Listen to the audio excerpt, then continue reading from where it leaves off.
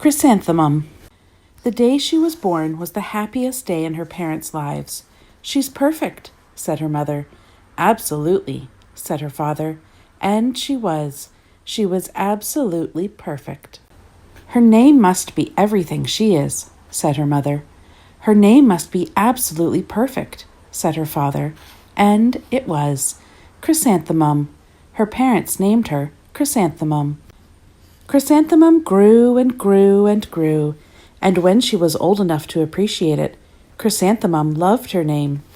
She loved the way it sounded when her mother woke her up. She loved the way it sounded when her father called her for dinner. And she loved the way it sounded when she whispered it to herself in the bathroom mirror. Chrysanthemum, Chrysanthemum, Chrysanthemum. Chrysanthemum loved the way her name looked when it was written with ink on an envelope. She loved the way it looked when it was written with icing on her birthday cake. And she loved the way it looked when she wrote it herself with her fat orange crayon. Chrysanthemum, Chrysanthemum, Chrysanthemum. Chrysanthemum thought her name was absolutely perfect, and then she started school. On the first day, Chrysanthemum wore her sunniest dress and her brightest smile.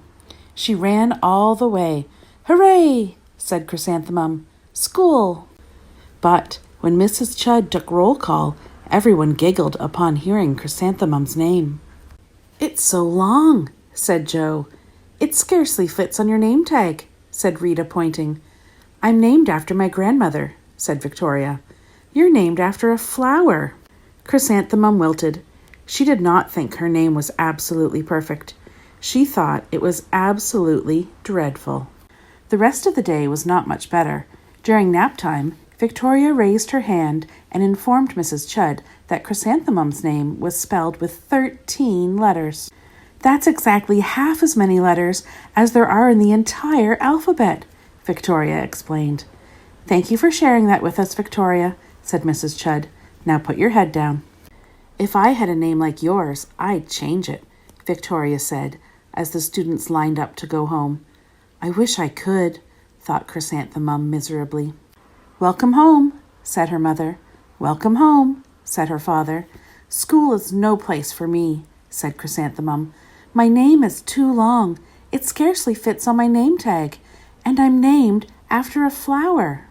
"Oh, pish," said her mother.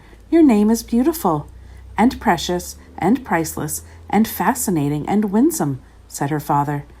"It's everything you are," said her mother. "Absolutely perfect," said her father. Chrysanthemum felt much better after her favorite dinner, macaroni and cheese with ketchup, and an evening filled with hugs and kisses and parcheesi.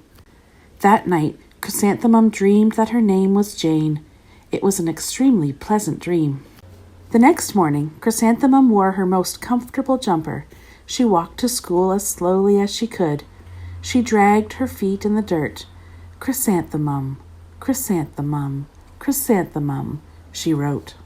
"She even looks like a flower," said Victoria, as Chrysanthemum entered the playground. "Let's pick her," said Rita, pointing. "Let's smell her," said Joe.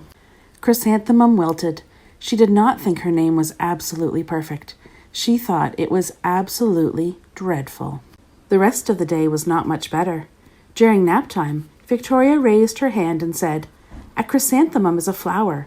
It lives in a garden with worms and other dirty things." "Thank you for sharing that with us, Victoria," said Mrs. Chud. "Now put your head down." "I just cannot believe your name," Victoria said as the students lined up to go home. "Neither can I," thought Chrysanthemum miserably. "Welcome home," said her mother. "Welcome home," said her father. "School is no place for me," said Chrysanthemum. "They said I even look like a flower. They pretended to pick me and smell me." "Oh, pish," said her mother. "They're just jealous." "And envious and begrudging and discontented and jaundiced," said her father. "Who wouldn't be jealous of a name like yours?" said her mother. "After all, it's absolutely perfect," said her father. Chrysanthemum felt a trifle better after her favorite dessert, chocolate cake with buttercream frosting, and another evening filled with hugs and kisses and parcheesi. That night, Chrysanthemum dreamed that she really was a chrysanthemum. She sprouted leaves and petals. Victoria picked her and plucked the leaves and petals one by one until there was nothing left but a scrawny stem. It was the worst nightmare in Chrysanthemum's life. Chrysanthemum wore her outfit with 7 pockets the next morning. She loaded the pockets with her most prized possessions and her good luck charms. Chrysanthemum took the longest route possible to school. She stopped and stared at each and every flower. Chrysanthemum, chrysanthemum, chrysanthemum, the flowers seemed to say. That morning, the students were introduced to Mrs. Twinkle, the music teacher. Her voice was like something out of a dream, as was everything else about her.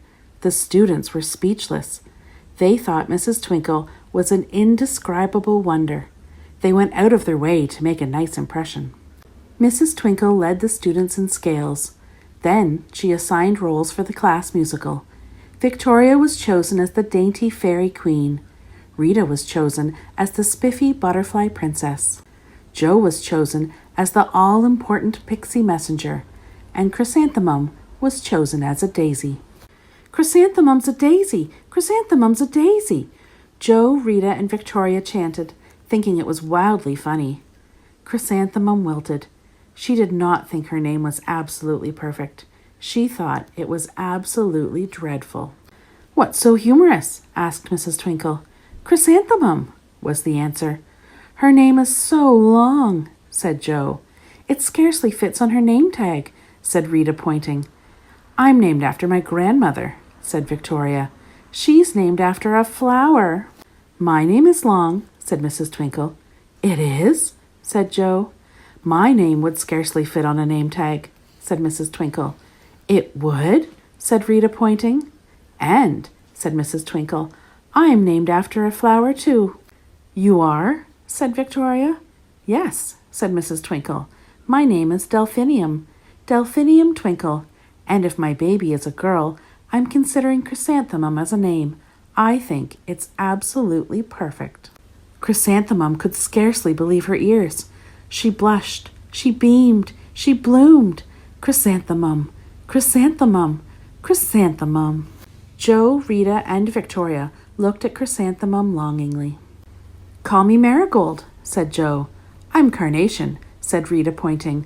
"My name is Lily of the Valley," said Victoria. Chrysanthemum did not think her name was absolutely perfect. She knew it. Overall, the class musical was a huge success.